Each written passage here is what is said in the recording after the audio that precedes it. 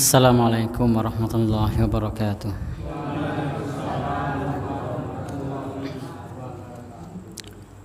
Alhamdulillah, innal hamdalillah nahmaduhu wa nasta'inuhu wa nastaghfiruh wa na'udzu bihi min syururi anfusina wa min sayyiati a'malina.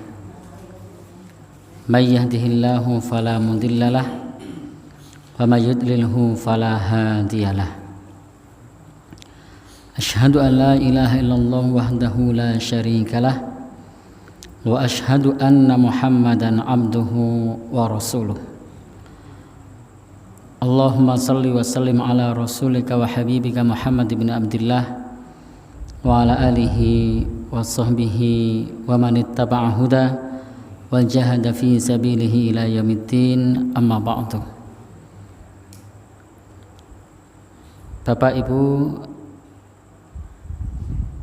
para jamaah kaum muslimin muslimat rahimakumullah, monggo pertama-tama kita memuji kelawan syukur dumateng Allah wonten ing pepanggihan punika kita tasih pinaringan nikmat ingkang kathah ingkang utama nikmat iman, nikmat Islam. Kalajengaken ingkang angka kalih selawat salam mugi kunjuk dumateng junjungan kita Nabi Agung Nabi Muhammad sallallahu alaihi wasallam.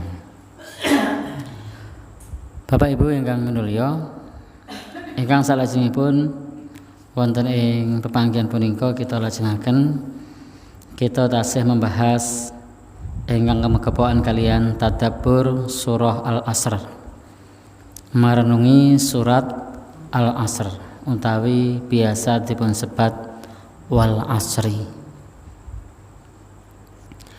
Sinaosa serat menika cekak nanging gadhahi kandungan ingkang kathah.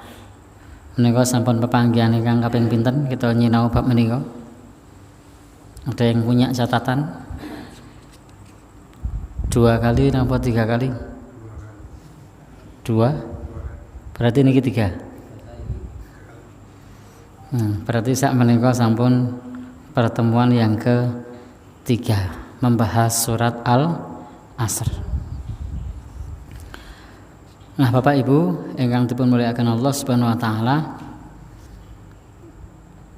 wonten ing pepanggihan punika kita nyinahu bait syair pangandikanipun Imam Asy-Syafi'i ingkang sampun misuwur, ingkang sampun terkenal. Biasanipun wonten ing pesantren-pesantren pernyataan beliau ini dihafalkan para santri. Akhi lan tanalal ilma, wahai saudaraku, tidak akan memperoleh ilmu, tidak akan mendapatkan ilmu illa bisittatin, kecuali dengan 6 perkara. Nah, Bapak Ibu ingkang dipun mulyakaken Allah Subhanahu wa taala, wonten ing bab menika kalebet pangandikanipun Imam Asy-Syafi'i ingkang sampun misuwur, ingkang sampun terkenal. Bilih menawi kita pados ilmu itu ada paling boten pangandikanipun Imam Asy-Syafi'i kita ngelaksanakaken 6 perkara. Namun sebelum masuk bab ini, kita akan selesaikan dahulu pembahasan ingkang kala wingi pilih kita menika sebelum mempelajari yang lain, belajar ilmu menika kita sinau akidah terlebih dahulu. Ingkang dipun maksud ilmu menika ilmu agama. Sebab ilmu agama menika hukumnya wajib. Ilmu babakan pangibadahan, ilmu babakan akidah, ilmu babakan akhirat menika wajib. Lho kok bukan ilmu lain? Ilmu lain itu wajib kifayah. Semua orang punya kapasitasnya dan kemampuannya sendiri-sendiri. Ono sik pinter teng bidang cetak-cetak. Nek kono kang kayu ra iso. Ada yang pinter di bidang nukang kayu, nek nukang batu ndak bisa.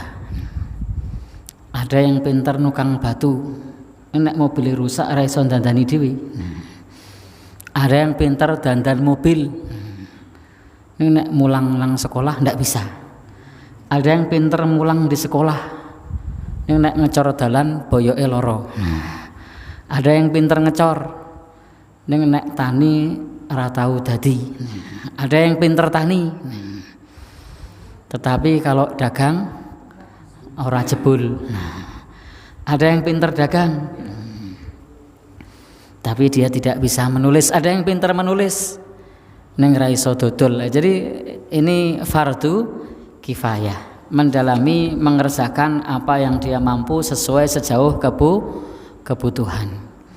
Tetapi babakan ilmu agama tidak boleh tidak, kalau kita orang Islam harus tahu akidah. Babakan ilmu agama, kalau kita orang Islam kita kudu ngerti sholat, kita kudu ngerti sholat, kita kudu hafal surat Al-Fatihah. Nah, ini namanya wajib. Jadi tidak boleh diumpamakan ilmu dunia. Ora kabeh wong iso nukang kayu, itu betul, karena hukumnya fardu kifayah.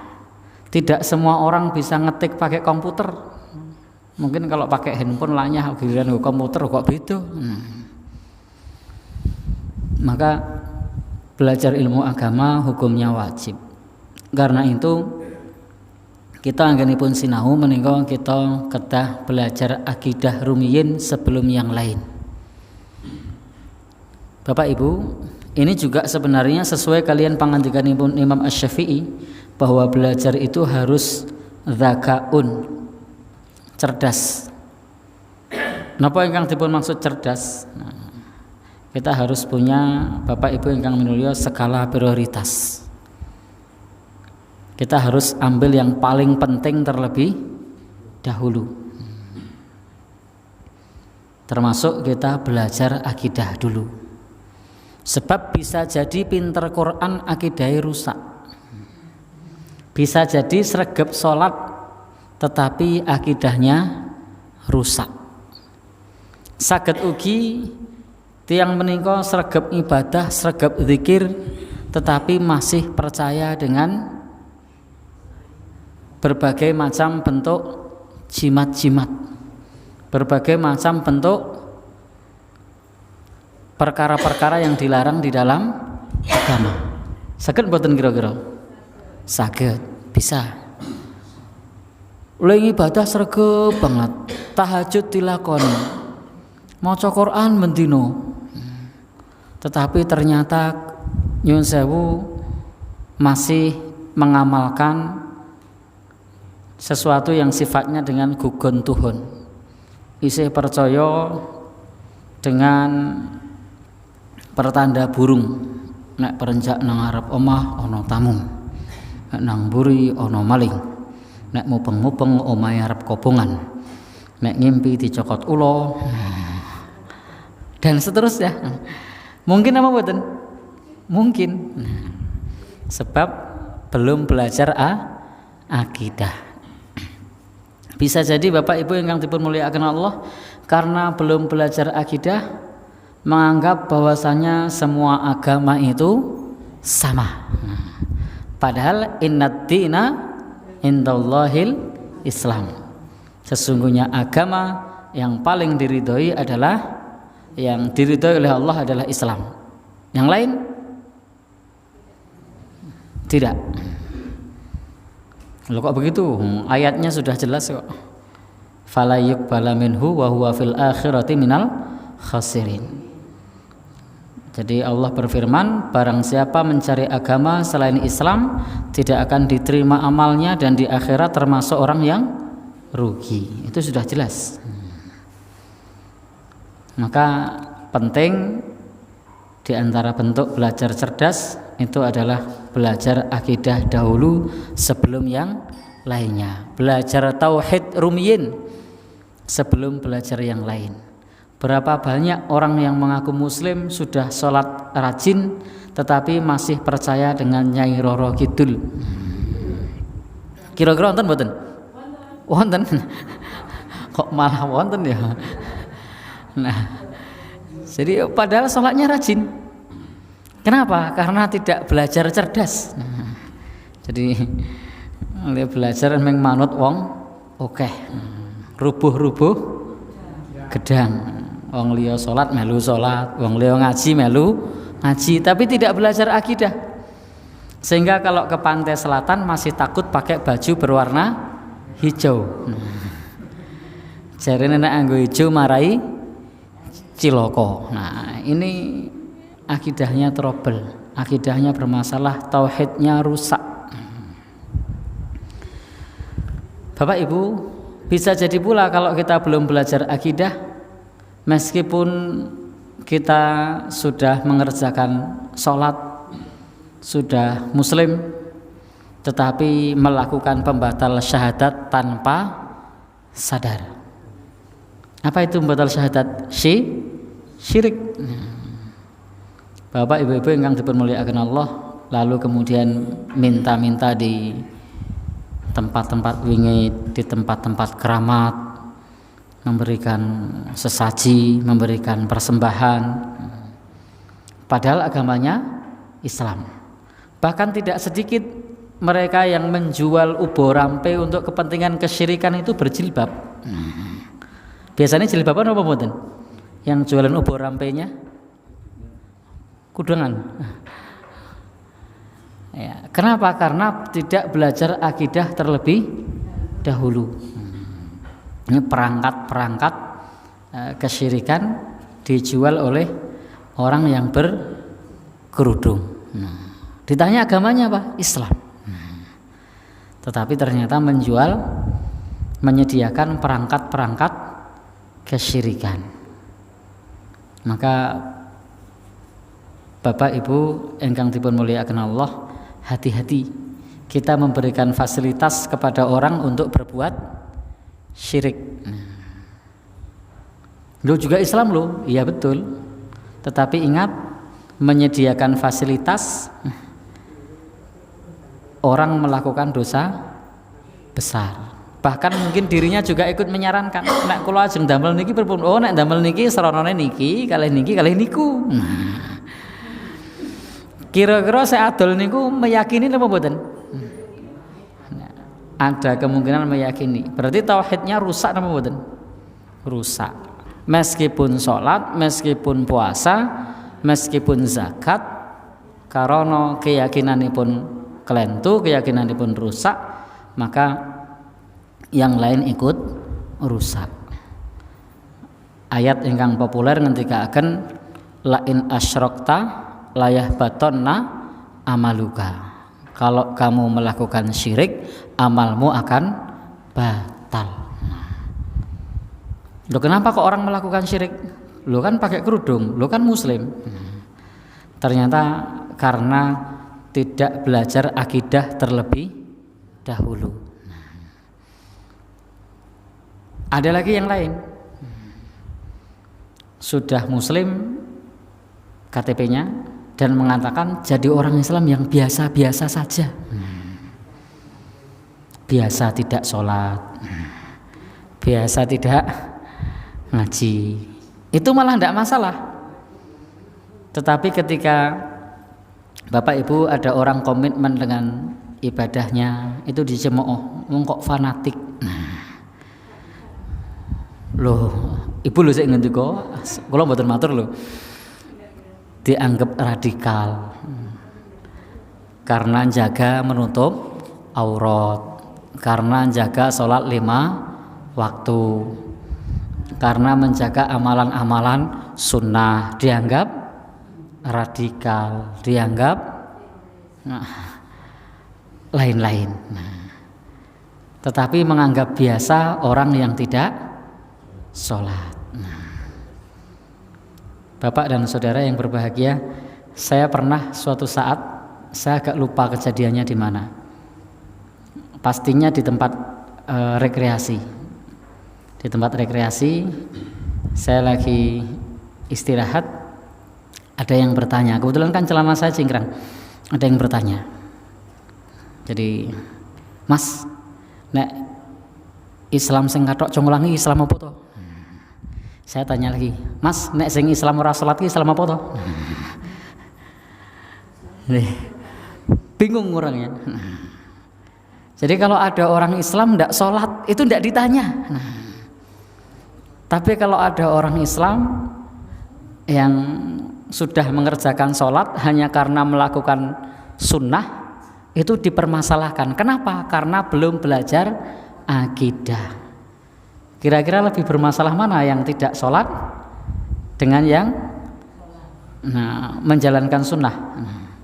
Lebih bermasalah yang menjalankan, yang tidak menjalankan sholat. Tetapi tadi karena belum belajar akidah, orang tidak sholat tidak masalah, tetapi orang menjalankan sunnah dianggap masalah. Bapak Ibu yang berbahagia, pentingnya kita belajar akidah terlebih dahulu. Baik, kita bacakan satu dalil. An Jundub bin Abdullah qala, saking Jundub ibn Abdullah berkata, kunna ma'an Nabi sallallahu alaihi wasallam, dulu kami bersama Nabi sallallahu alaihi wasallam, wa nahnu fityan, dan kami adalah masih pemuda atau masih anak-anak mendekati balik. Dan di sini disebutkan fityanun hazawiratun, jadi anak-anak yang masih mendekati balik. Fata'allamnal iman, kami belajar iman qabla an nata'allamal Qur'an, sebelum kami belajar Al-Qur'an. Jadi para sahabat menika ngendika, kami dahulu adalah para pemuda mendekati balik, kami belajar keimanan terlebih dahulu sebelum kami belajar Al-Qur'an. Jadi belajar keimanan terlebih dahulu sebelum belajar Al-Qur'an. Ma'rifatullah dulu, mengenal Allah dulu sebelum belajar Al-Qur'an. Maka kalau mau akidahnya bagus, sebelum belajar yang lain, belajar akidah terlebih dahulu. Summa ta'allamnal Qur'an, kemudian kami belajar Al-Qur'an. Fastatna bihi imana, maka akan menambah keimanan kepada kami, atau bertambahlah iman kami kepada Al-Qur'an. Jadi menika pangandikanipun Jundub bin Abdullah nalika bersama Nabi, piyambakipun masih menjelang balik, belajar iman dulu sebelum belajar Al-Qur'an. Kemudian setelah belajar iman baru belajar Al-Qur'an, maka bertambah iman kami kepada Al-Qur'an. Berapa banyak orang yang sudah tahu wudu, berapa banyak orang yang sudah tahu sholat tapi tidak wudu, tidak sholat. Kira-kira masalahnya di mana? Karena tidak belajar akidah terlebih dahulu. Maka sebelum orang itu belajar wudu, belajar sholat, perlu tahu pahalanya apa kalau berwudu, pahalanya apa kalau sholat, dosanya bagaimana kalau meninggalkan sholat, hukumannya di akhirat seperti apa, konsekuensi secara fikih hukum orang meninggalkan sholat itu bagaimana. Ini perkawis ingkang magepokan kalian akidah. Oh, ninggalke sholat itu dosa besar. Meninggalkan sholat dengan tidak meyakini sholat itu wajib, syahadatnya bisa batal. Sehingga bersungguh-sungguh. Oh, meninggalkan sholat itu dosanya lebih besar daripada maksiat yang lain. Sehingga betul-betul bersungguh-sungguh dalam mengerjakan sholat, karena terlebih dahulu disampaikan babakan akidah. Karena itu Syekh At-Tamimi menyebutkan di dalam belajar mestinya yang pertama adalah ma'rifatullah, mengenal Allah. Kemudian ma'rifatur Rasul, mengenal Rasul atau mengenal Nabi. Kemudian mengenal Islam. Ini yang biasa disebut usulul Islam, pokok agama Islam. Mengenal Allah, mengenal Rasul, mengenal Islam dengan dalil. Nah, Bapak Ibu yang berbahagia yang dirahmati Allah Subhanahu wa taala, ini adalah pembahasan kemarin yang belum tuntas. Pentingnya kita belajar akidah terlebih dahulu. Sebab pertanyaan wonten ing alam kubur itu adalah pertanyaan ingkang berkaitan dengan kekokohan iman. Pertanyaan di alam kubur niku berkaitan kalian bab masalah akidah. Bapak Ibu ingkang dipun mulyakaken Allah Subhanahu wa taala, saking Barra ibn Azib bahwa Rasulullah sallallahu alaihi wasallam bersabda, al-muslimu idza su'ila fil qabri yashhadu an la ilaha illallah wa anna muhammadar rasulullah. Seorang muslim apabila ditanya di alam kubur, jika seorang muslim ditanya di dalam kubur, ia akan berikrar asyhadu an la ilaha illallah wa asyhadu anna muhammadar rasulullah. Ini bab tauhid, ini bab akidah. Bapak Ibu yang berbahagia yang dirahmati Allah, sesembahan yang berhak disembah adalah Allah, lan boten wonten sesembahan ingkang sanes ingkang wajib dipun sembah. Pilih satu-satunya ingkang wajib dipun sembah namung Allah. Ingkang kita dereki menika Rasulullah sallallahu alaihi wasallam. Ingkang salajengipun kita nyinau napa ingkang dipun ngendikaken Imam Syafi'i wonten ing bait syairipun inggih menika kitab diwan nggih. Akhi lan tanalal ilma illa bisittatin. Wahai saudaraku, kalian tidak akan mendapatkan ilmu kecuali dengan 6 perkara. Sa'umbika an tafsiliha. Akan kami beritahu kepadamu tentang rinciannya, bibayanin dengan penjelasan. Engkang sepisan menika dzakaun. Terus kita mencari ilmu, engkang pertama harus dzakaun, cerdas. Ini modal utama adalah cerdas. Bapak Ibu yang berbahagia yang dirahmati Allah, memahami mana yang prioritas terlebih dahulu, menggunakan pola-pola yang mudah dipahami, bisa membuat misalnya semacam kata-kata yang mudah diingat, sehingga kita tidak perlu repot-repot untuk menggunakan metode yang bertele-tele, tapi menggunakan metode yang mudah. Bapak Ibu-ibu yang berbahagia yang dirahmati Allah, kalau dalam masalah agama misalnya belajar akidah, belajar tauhid terlebih dahulu, itu cerdas. Karena belajar ingkang paling penting terlebih dahulu. Ini tidak belajar yang lain-lain, tapi malah meninggalkan pembelajaran akidah. Berapa banyak orang yang mengerjakan sesuatu yang tidak ada tuntunannya, itu begitu semangat, tetapi ketika ada orang mengerjakan sunnah, itu kan ming sunnah toh. Jadi yang fenomena hari ini yang saya sering melihat itu, ketika ada orang melakukan sunnah, orang itu akan berkata kan ming sunnah toh. Jadi orang berkata kan ming sunnah. Tetapi ketika ada sesuatu yang tidak ada tuntunannya, kita sampaikan loh kan tidak ada tuntunannya itu. Dia mengatakan apik toh. Jadi ketika tidak ada tuntunannya dibilang apik, ketika ada tuntunannya bilang ming sunnah. Ini belajar yang tidak cerdas. Kenapa tidak cerdas? Jelas ada tuntunannya dibilang ming sunnah. Padahal sunnah itu berkah. Yang jelas tidak ada tuntunannya dibilang apik. Gimana Pak? Ya, jadi tidak pas.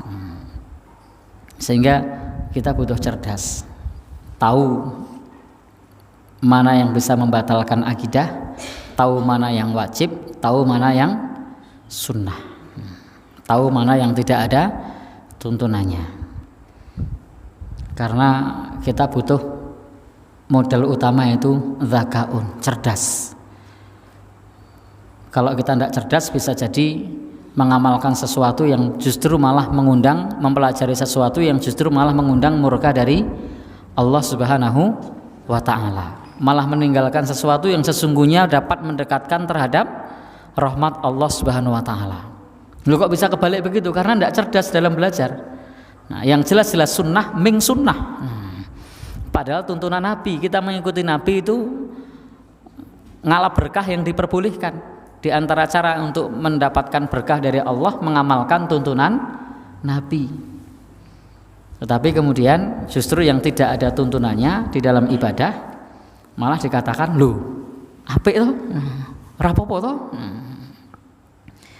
Jadi dalam masalah agama kita butuh dalil di dalam beramal. Tapi kalau dalam masalah dunia itu tidak butuh dalil, selama tidak dilarang itu boleh. Baik, yang kedua adalah harus hirsun, semangat.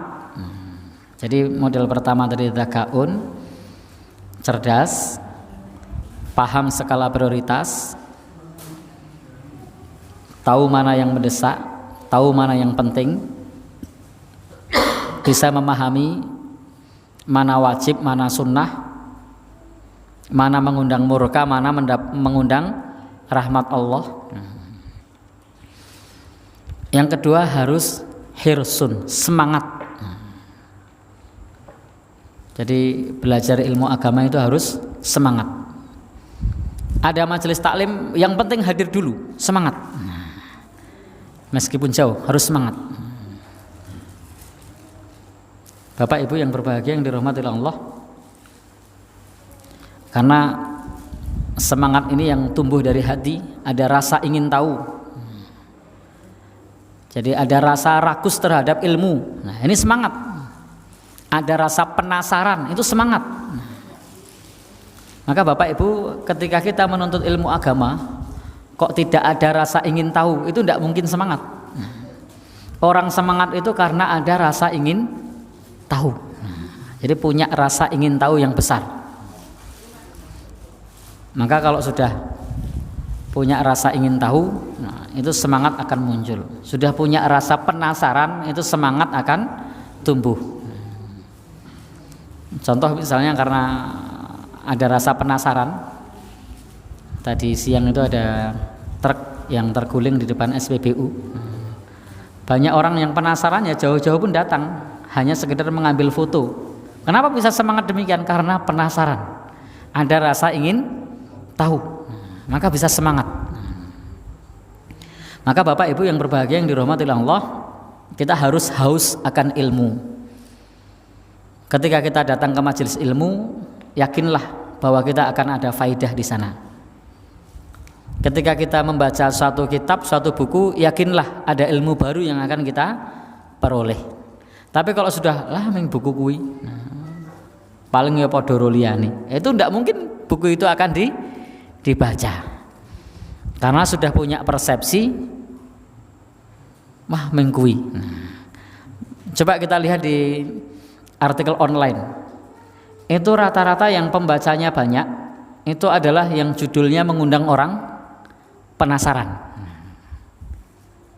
Tetapi ingat, saya mengingatkan para penggiat media online, jangan berdusta dengan judul.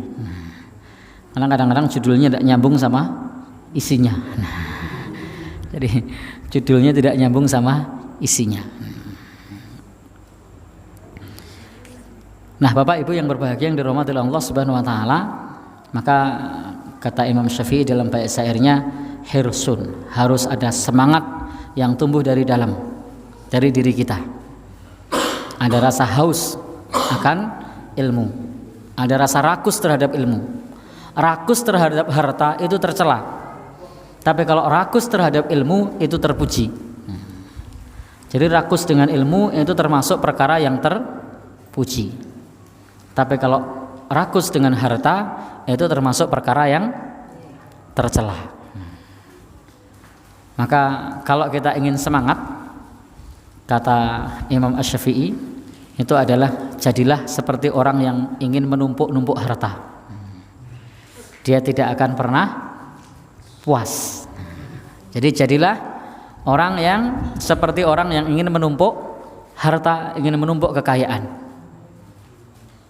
Maka jadilah orang yang ingin seperti itu di dalam menuntut ilmu agama. Karena kalau tidak begitu, maka semangat tidak akan muncul, semangat tidak akan tumbuh.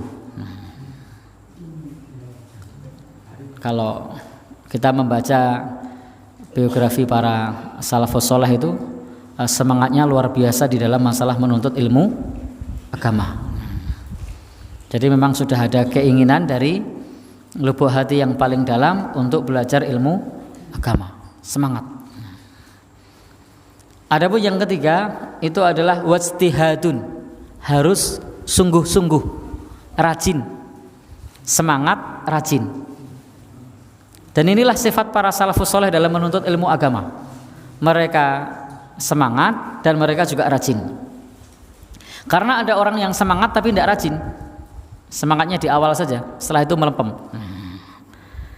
Jadi semangatnya cuma di awal, besoknya melempem. Maka semangat itu terus menerus, harus sungguh-sungguh, rajin. Karena ilmu tidak akan didapatkan kalau kita tidak sungguh-sungguh. Salah seorang sahabat Rasulullah namanya Abu Darda, itu kalau dia tidak paham tentang satu ayat, dia akan tanyakan kepada ahli ilmu, meskipun jika harus datang dengan perjalanan 5 hari 5 malam akan dia lakukan, hanya pengen tahu tentang faedah satu ayat di dalam Al-Quran. Jadi hanya ingin tahu tentang satu ayat dalam Quran, karena tidak mengetahui faedahnya, dia harus tanya kepada orang, padahal orang yang ditanya itu membutuhkan perjalanan 5 hari akan dikerjakan. Itu kira-kira kalau tidak semangat, tidak sungguh-sungguh, sakit apa mboten? Muni perjalanan 5 malam memeng. Alhamdulillah sekarang ini ada media online, ada WhatsApp, ada bisa telepon, bisa WhatsApp, bisa bertanya melalui media seperti saat ini. Itu pun kadang untuk menumbuhkan semangat dan sungguh-sungguh itu bukan perkara yang mudah. Nah zaman dulu tidak ada itu alat elektronik, tapi perjalanan yang jauh itu tetap dia kerjakan. Sa'ad ibn al-Musayyib, salah satu imam tabi'in, salah satu ulama tabi'in, itu kalau ingin mendapatkan satu hadis itu meskipun membutuhkan perjalanan berhari-hari, 3 hari 5 hari, kalau dia mengetahui bahwa tokoh ini memiliki hadis meskipun hanya satu saja, maka akan dia datangi.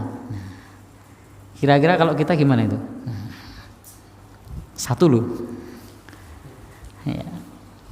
Tetapi beliau datang, padahal beliau seorang ulama, tetapi ternyata tetap punya semangat seperti itu. Bahkan Imam Syafi'i bisa terkenal seperti saat ini, memiliki hafalan yang banyak. Sebagai ulama besar, itu juga belajarnya sangat semangat. Imam Syafi'i itu seorang yang yatim, yang hidupnya tidak seberuntung teman-teman di sini, bisa beli buku, bisa beli alat tulis. Beliau itu hidup dengan keterbatasan, sehingga beliau itu kalau mau belajar itu harus nyari tulang. Untuk apa? Karena tidak kuat beli kertas, maka di tulang itulah dia tulis ilmu yang dia dapatkan.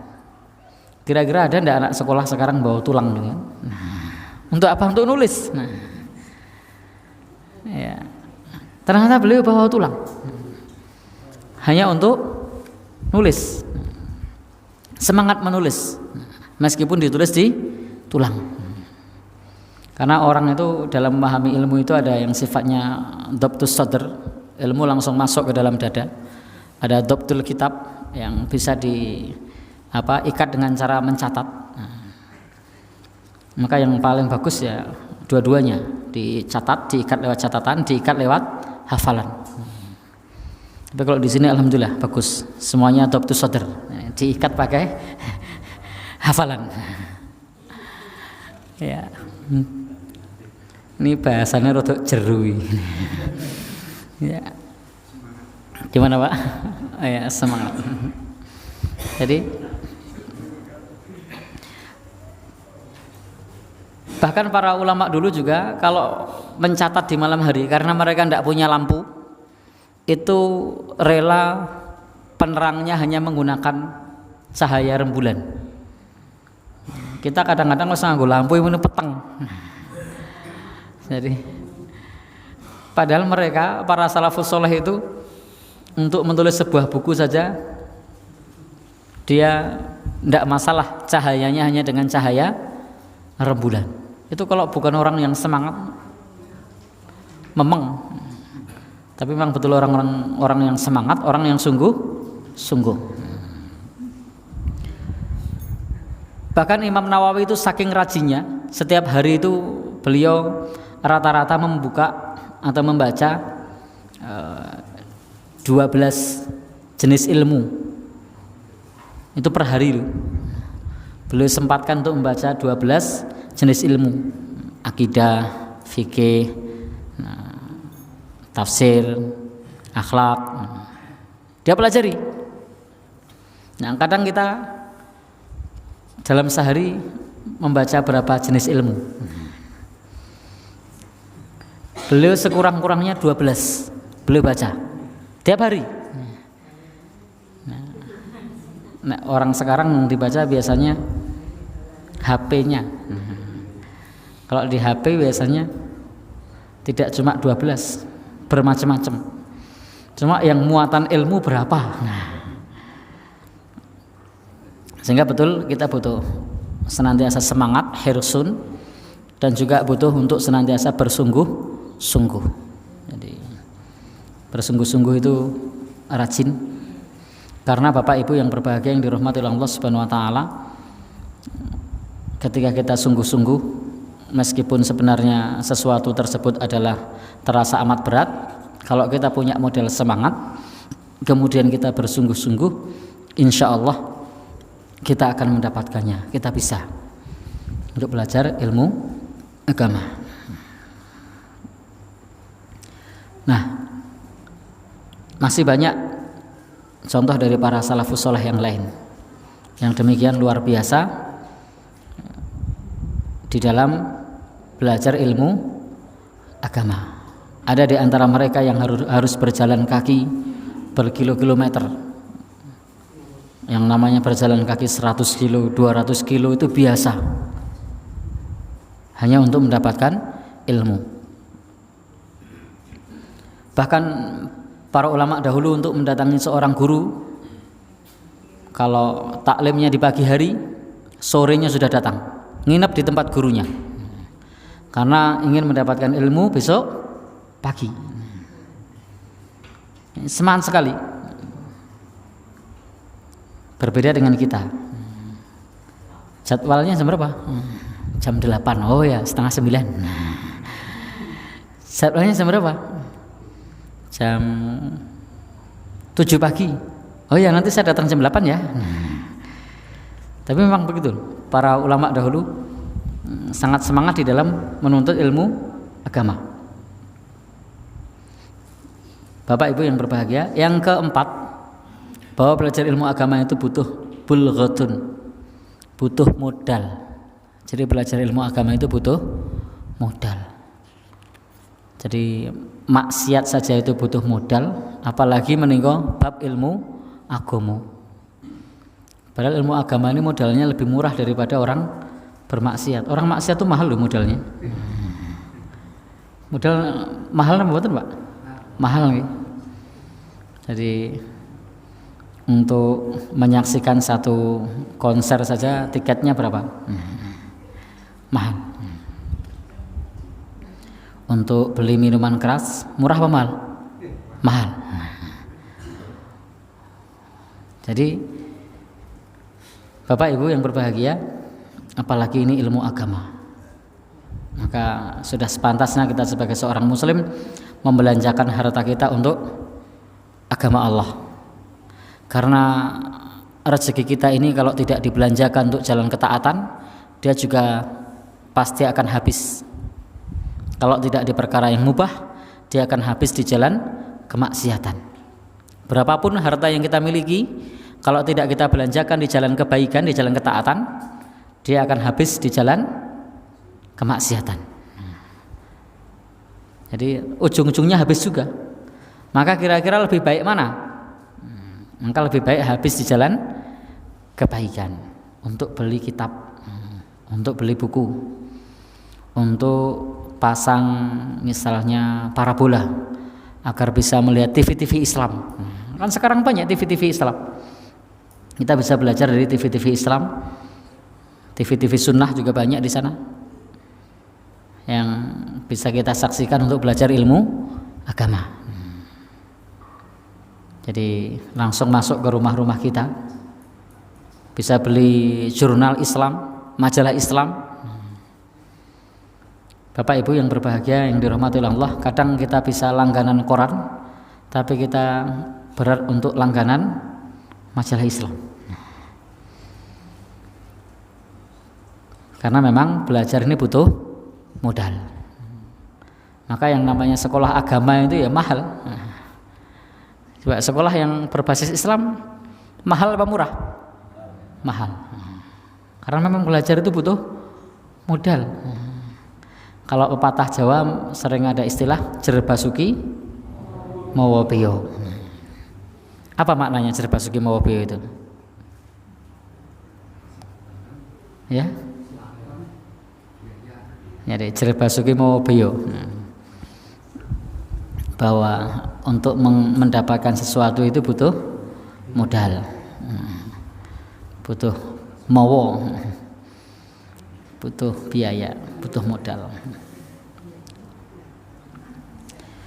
Ini yang perlu kita kerjakan kalau kita ingin mendapatkan ilmu agama. Maka tidak mengapa menghadiri taklim ustadz. Apa? Kitab Riyadhus Shalihin, beli kitabnya, Kitab Riyadhus Shalihin. Menghadiri taklim ustadz, apa kajiannya? Kajiannya di grupnya Bu Susi misalnya, apa? Ahkamud Dima. Apa modalnya? Ngopi buku Ahkamud Dima misalnya. Buku tentang hukum darah.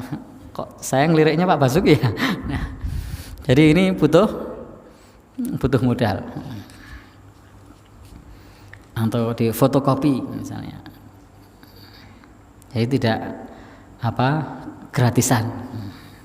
Gratisan pun butuh modal. Apa modalnya? Nah, ya. Jadi modal transportasi untuk datang. Yang kelima, kita percepat.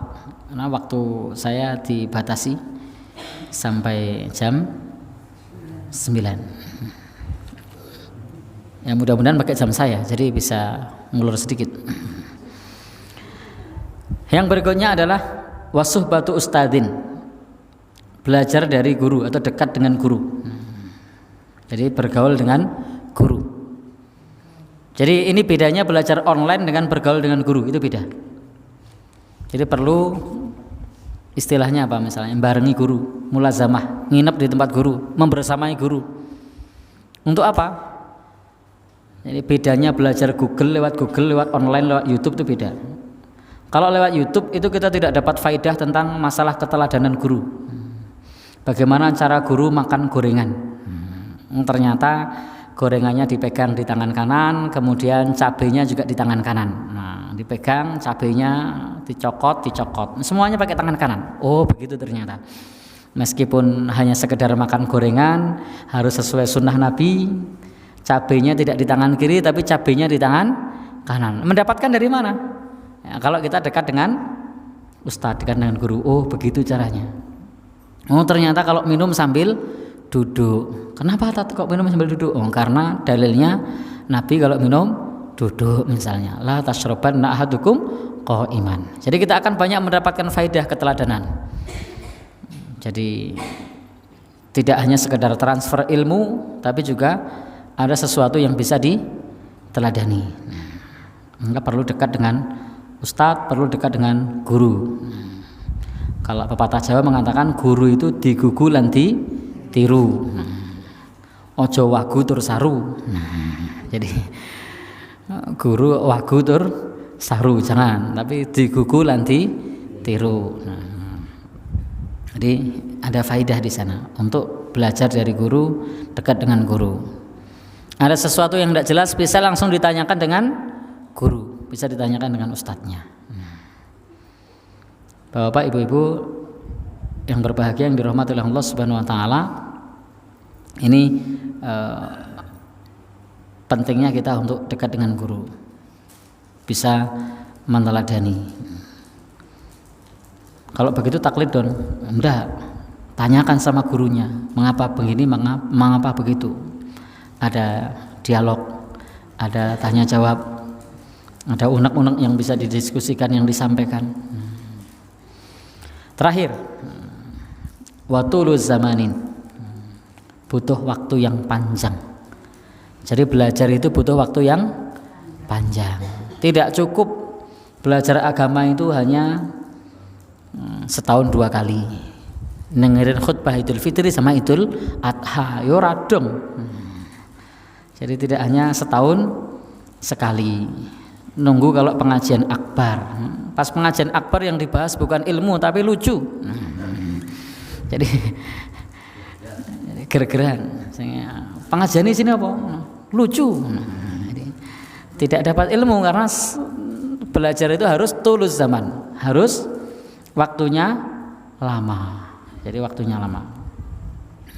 Tidak bisa hanya belajar 1 tahun, 2 tahun, tapi lama. Kita belajar terus. Demikian pesan dari Imam Asy-Syafi'i, semoga Allah merahmati beliau. Kalau kita ingin menggapai ilmu agama, maka kita harus memiliki 6 perkara ini.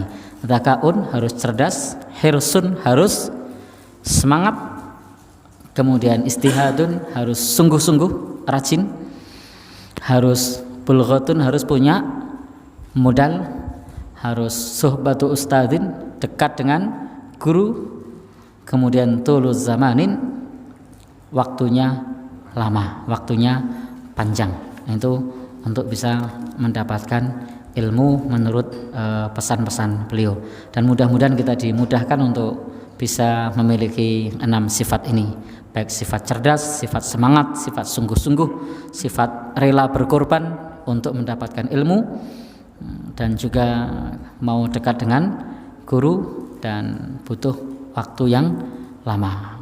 Dan untuk bisa dekat dengan guru ini jangan hanya mencukupkan dengan 1 guru, tapi belajarlah dari banyak guru. Para ulama dulu gurunya banyak. Ada yang gurunya sampai 900, ada yang gurunya 700. Jadi kadang-kadang kita ngaji sama 1 guru, lalu kemudian sudah merasa cukup. Maka penting kita belajar dari banyak guru, belajar dari banyak kitab penjelasan para ulama. Billahi taufiq wal hidayah. Dari saya cukup sekian. Wassalamualaikum warahmatullahi wabarakatuh.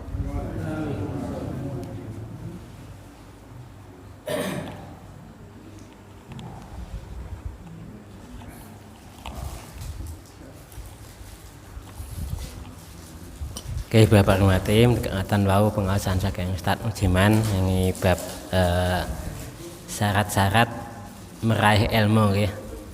Nah, mugi-mugi kita sedaya napa saged memahami napa ingkang dipun aturaken Ustaz Mujiman sehingga saged nggih mbeka sekedhik dipun amalaken nggih. Alhamdulillah nika saking sebagian para lenggah nika insyaallah sampun mengamalkan kados Pak Marzuki nika saking babaan nika nek mboten semangat kok nggih mboten dugi riki nggih padahal mung dhewekan lho nggih. Oleh Mas Agus niki nggih nek tindak ngaji nika numpak Grab nggih.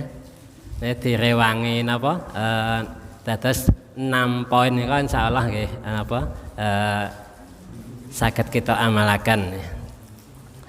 Oke, Bapak Mati saderengipun napa acara salanjutipun wabdeh saking para lenggah wonten pamundhut pirsa wedal kita semakan dumateng para jamaah. Monggo Pak napa? Monggo langsung. Assalamualaikum warahmatullahi wabarakatuh. Terima kasih suaminya. Mohon maaf ada 2 persoalan. Yang satu, Pak Ustaz, ada ulama yang senang kalau baca kalau di akhir baca Al-Quran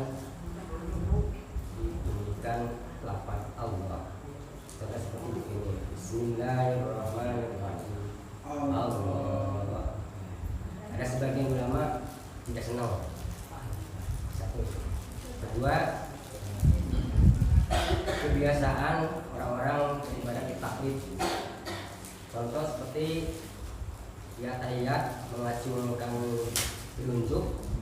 Ada yang dari awal tahiyat, memang kebanyakan di waktu asyhadu an la ilaha illallah. Ada 7 saja.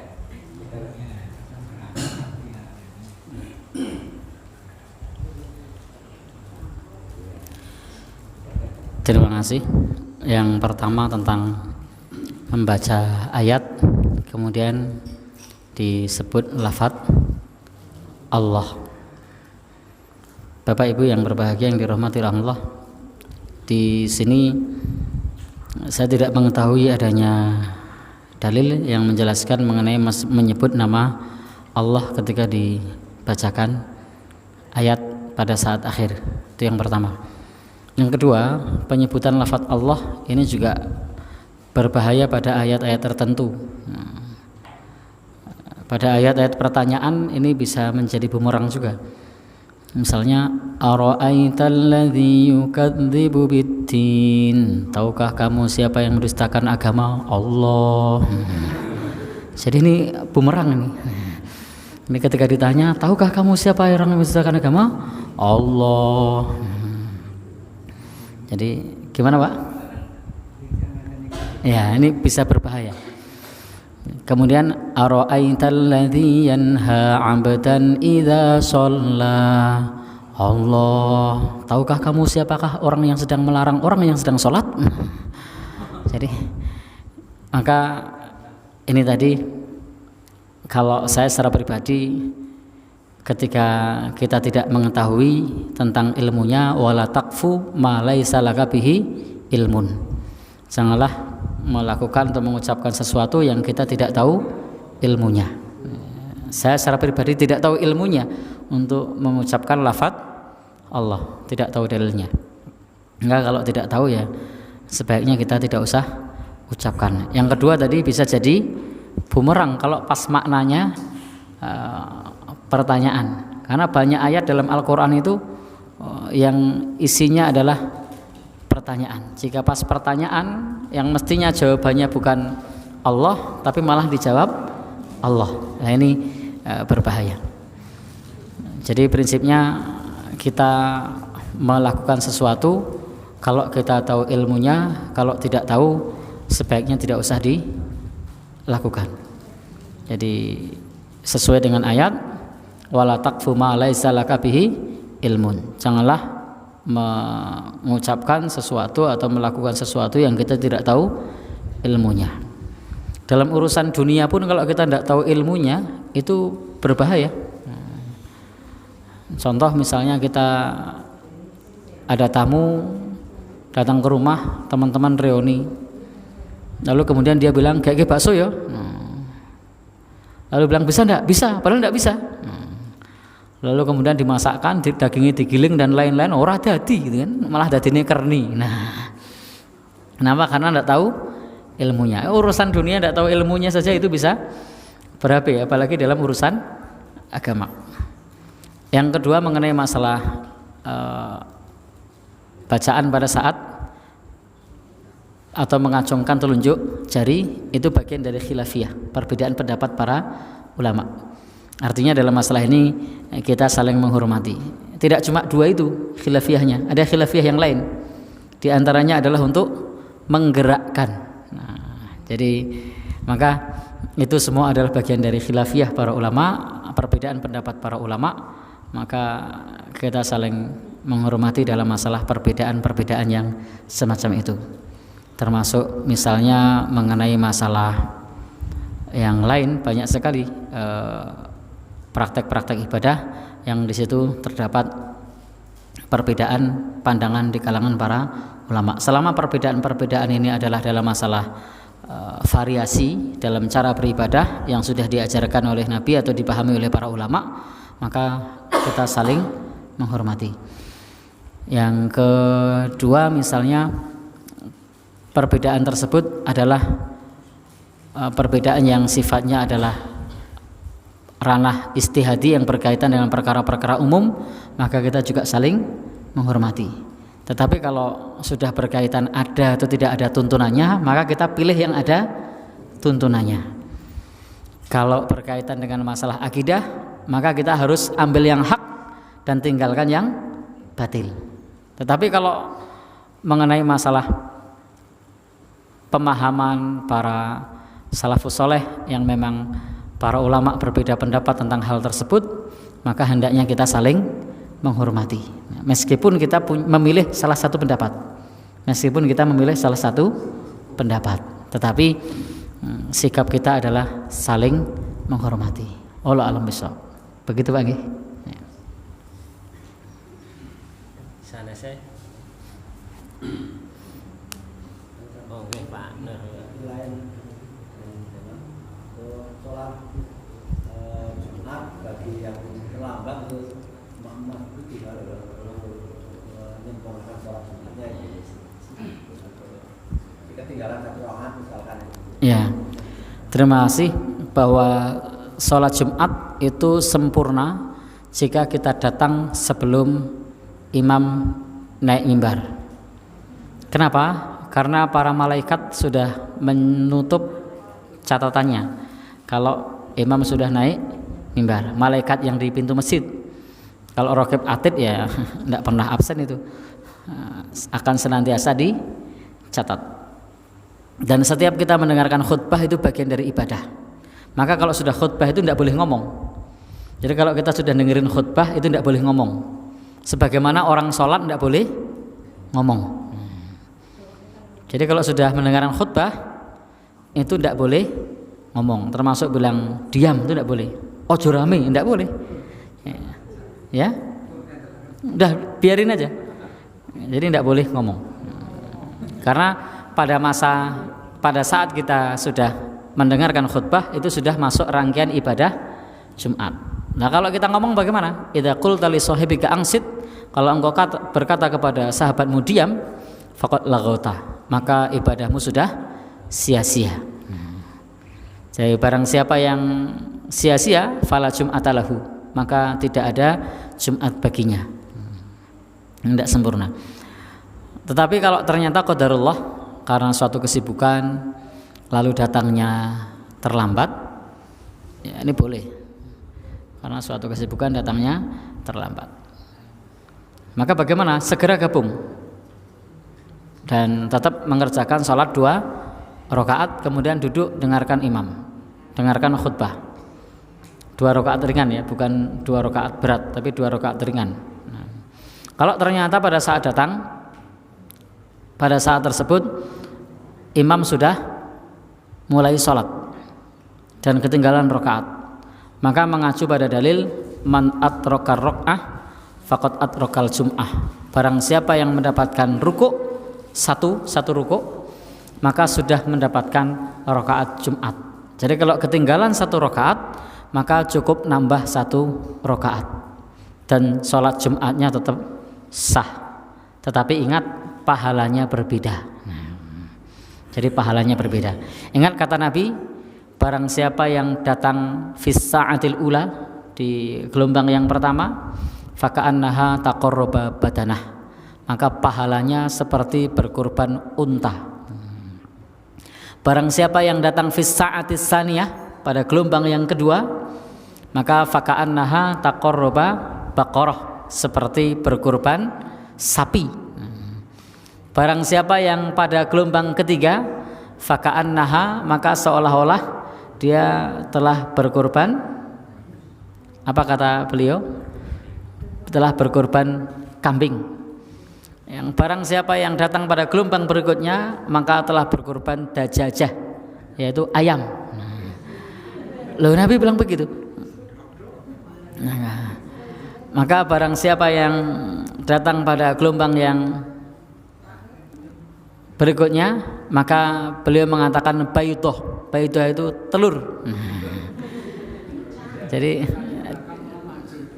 Jadi Nabi menyebut yang pertama tadi apa?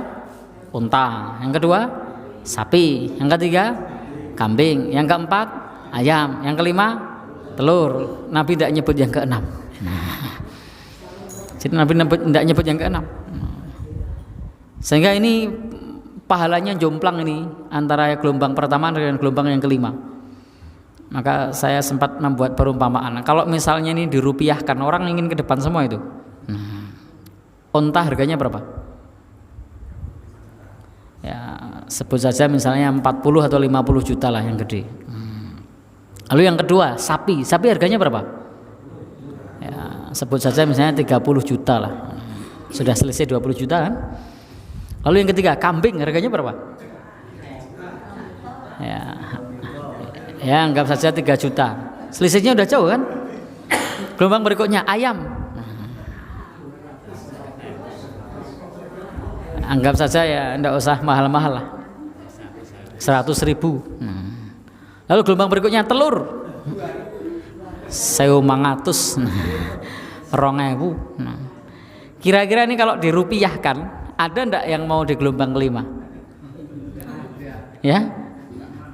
Enggak mau ya? Maunya gelombang pertama ya? Ya. Tapi tadi saya sampaikan baik 1, 2, 3, 4, 5 termasuk yang ketinggalan tadi sah. Tapi jangan tanya hasilnya. Tapi semuanya sah. Tapi hasilnya berbeda di sisi Allah. Jadi di antara rahmat Allah itu Allah tidak menampakkan pahala dan dosa kepada kita. Itu rahmat Allah. Karena tidak ditampakkannya pahala dan dosa. Andai ditampakkan niscaya kita ini memikul dosa yang sangat banyak. Naudzubillah min dzalik. Demikian. Jadi sholatnya tetap sah ya. Kalau masih dapat 1 rukuk, maka cukup nambah 1 rakaat. Tapi kalau tidak dapat 1 rukuk, maka menjadi 4 rakaat. Jadi misal ya, ternyata baru datang sudah tasyahud akhir, atau datang setelah rukuk, sami Allahu liman hamidah, baru gabung menuju rakaat ke-2, maka tidak ditambah 1 tapi 4. Jadi sholat duhur. Tapi kalau masih dapat 1 rakaat, maka nambah 1, maka hitungannya masih sholat Jumat. Jadi sholat Jumatnya masih sah kalau masih dapat 1 rakaat. Tapi kalau tidak dapat 1 rakaat, maka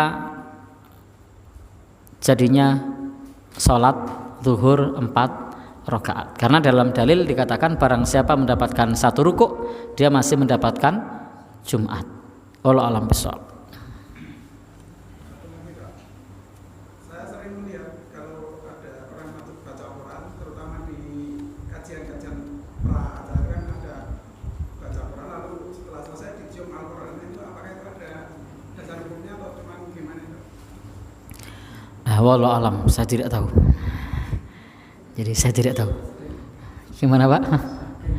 Jadi wallahu a'lam, saya tidak tahu. Jadi yang saya tahu tidak ada anjuran untuk selesai membaca Al-Quran mencium mushaf. Jadi silahkan ditanyakan sama yang membaca. Jadi barangkali dia ya, begitu. Barangkali dia punya dalil. Saya tidak tahu. Jadi mohon maaf, saya termasuk yang kalau ngisi pengajian sering menjawab saya tidak tahu. Ini memang tidak tahu, gimana lagi? Kalau saya jawab tahu nanti malah keliru saya. Jadi saya tidak tahu dalil tentang hal tersebut. Wallahu a'lam bishawab. Monggo. Berkenaan dengan sholat Jumat tadi, mendengarkan khutbah kita tidak boleh berbicara mengatakan sesuatu gitu. Ya. Ini kesadaran kita. Jadi ini di sekolah kita kan kita ada, kalau anak kan yang namanya anak, kalau aktivitas maksudnya beribadah di sholat Jumat itu selalu mereka ngapunten rame seperti itu. Itu bagaimana? Sedangkan kalau itu tidak dielek itu semakin rame dan bahkan khotbah itu tidak terdengar. Nah, karena ini adalah suatu kebiasaan, itu bagaimana seperti itu. Sedangkan kalau anak-anak diajak ke masjid yang besar itu jauh seperti itu. Bagaimana untuk hukumnya seperti itu? Ya, terima kasih. Sebenarnya ada beberapa cara untuk menjadikan anak tertib di kelas. Misalnya dengan sistem nilai atau dengan sistem gugur. Jadi bisa dengan nilai, bisa gugur, atau misalnya besok mau kemana? Oh, besok mau rihlah. Nanti yang ramai tidak ikut rihlah. Itu lumayan, itu cukup membuat anak lebih tenang, karena rame orang mangkat. Dan itu harus betul diterapkan, jadi biar ada efek jerah. Jadi misalnya besok mau berangkat kemana, tidak boleh ikut, memang tidak boleh ikut, bilang sama orang tuanya karena kemarin ramai pas sholat Jumat, tidak boleh ikut. Itu besok mandi. Nah, banyak guru ketika mengucapkan sesuatu tidak konsekuen dengan alasan mesake. Nah, ini tidak mandi, makanya jadi ikopnya tidak mandi. Maka biar ikopnya mandi, kalau sudah bilang Pak Guru bilang yang ramai sholat Jumat besok tidak diajak piknik, ya tidak diajak. Maka ini akan mandi. Nangis biarin. Untuk apa? Biar besoknya itu kata-kata guru didengarkan. Tapi kalau besok tidak diajak ternyata diajak loh untuk toh. Besok lagi paling menggertak sambel. Anak sekarang cerdas. Jadi harus betulan. Surati orang tuanya, mohon maaf anak bapak tidak disertakan ikut piknik karena sesuai dengan kesepakatan kalau ramai sholat Jumat dia tidak ikut. Jadi itu lebih mandi. Atau misalnya apa? Futsal. Anaknya senang futsal toh, yang ramai tidak boleh ikut futsal. Harus konsekuen. Mayoritas guru tidak konsekuen, alasannya mesakno, ya tidak mandi. Kata-kata guru cuma gertak sambel. Jadi gertak sambel, tidak mandi. Karena guru takut ham. Karena guru takut ditegur orang tua. Lah sing mulang ki awake dhewe wong tuane. Jadi tidak usah perlu takut sama orang tuanya. Dia sudah menyerahkan sama orang tua, ya mestinya percaya karo gurune. Nek tidak percaya kembalikan saja ke orang tuanya. Bu, nek kita kembalikan, nek jenengan tidak percaya sama kami, jenengan rumat dhewe wis rampok. Jadi Bapak dan Saudara, sekarang banyak justru guru malah manut karo murid, manut sama wong tua murid. Jadi kenapa Pak? Ya. Jadi karena guru tidak tegas. Sering guru membuat sanksi misalnya, tapi sanksi itu tidak diterapkan dengan alasan mesake. Dengan alasan apa lagi Mas selain mesake? Pripun Pak Guru? Jadi gini, sebenarnya kita juga kan memberikan sanksi. Jadi kalaupun ada yang ramai, mungkin menulis surat yang mendidik itulah. Menulis surat atau surat pendek ataupun yang di juz 30. Cuman setiap seperti itu anak itu selalu berganti. Oh gitu. Kelas 1, 2 kelas bawah itu sekali hari bagaimana? Sedangkan kalau tetap tidak di eleke itu nggih. Ngoten niku. Lah pripun?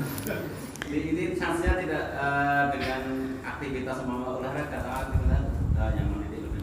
Iya. Terima kasih. Jadi bisa juga dengan metode yang lain.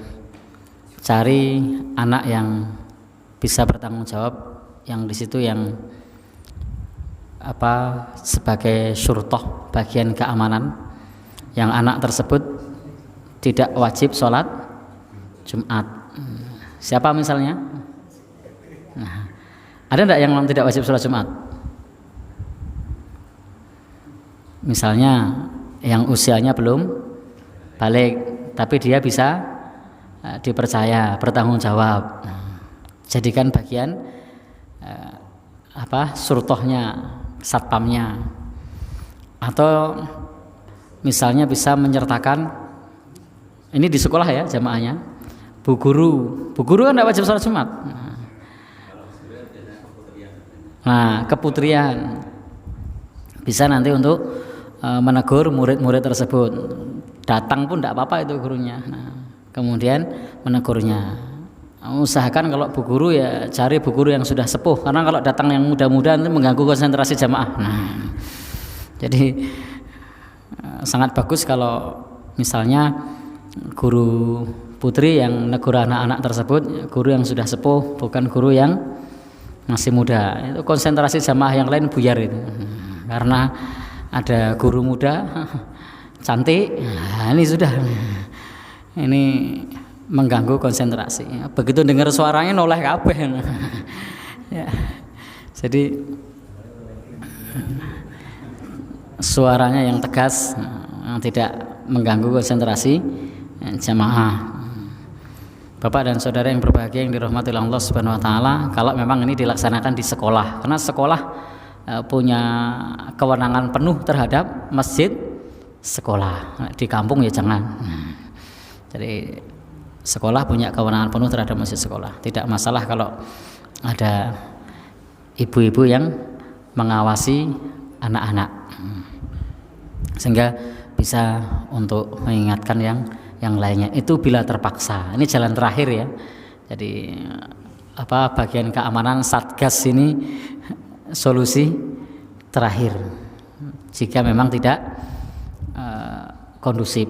Selama masih bisa kondusif, maka jangan menggunakan Satgas ibu-ibu. Nah, ini Satgas ibu-ibu ini saya juga menyarankan yang sepuh loh, jangan yang muda. Jadi Satgas ibu-ibu yang sepuh. Jadi, dan pastikan ibu-ibu ini paham agama, menutup aurat. Nanti jadi Satgas di masjid tidak menutup aurat, ini juga sama saja. Jadi demikian. Wallahu a'lam bishawab.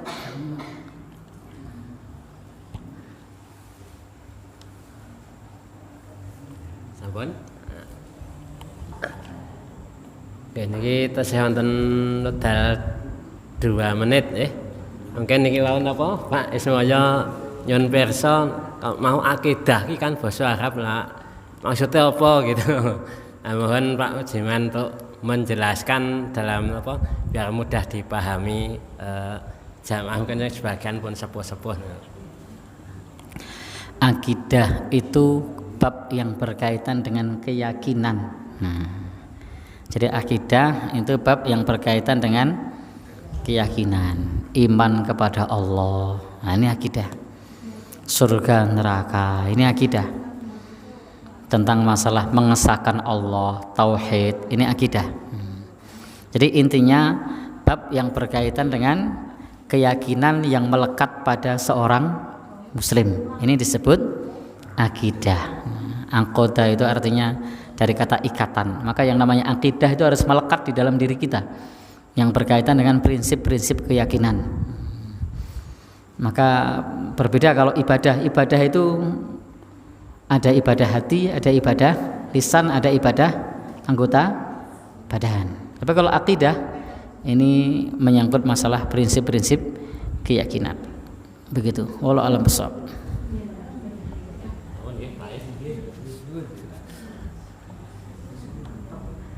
Bapak Mati, Bapak boleh menika pengawasan saking Ustaz Ujiman, mugi-mugi kita saged memahami apa yang ampun dipun aturaken lan saged nambah ilmu lan mugi nambah semangat kita anggenipun thalabul ilmi. Ibu Bapak Mati ngancik acara ingkang nomor 3 njenika lain-lain nika namung sekedar informasi, insyaallah kita badhe panggihan malih malem Kamis ingkang badhe dateng lajengaken tasih bab tadabbur surat Al-Asr bab candhaipun nggih. Bapak saking jamaah wonten informasi menawi boten wonten kita lajengaken acara ingkang nomor sekawan atau ingkang pengajian nika panutup. Nanging sakderengipun dipun bilih kawula anggenipun nderekaken acara ing dalu menika kathah lepatipun saestu kula nyuwun punten lan monggo panggihan ing dalu menika kita pungkasi kanthi doa kafaratul majelis. Subhanakallahumma wa bihamdika asyhadu alla ilaha illa anta astaghfiruka wa atubu ilaik. Bila taufiq wal hidayah. Wassalamualaikum warahmatullahi wabarakatuh.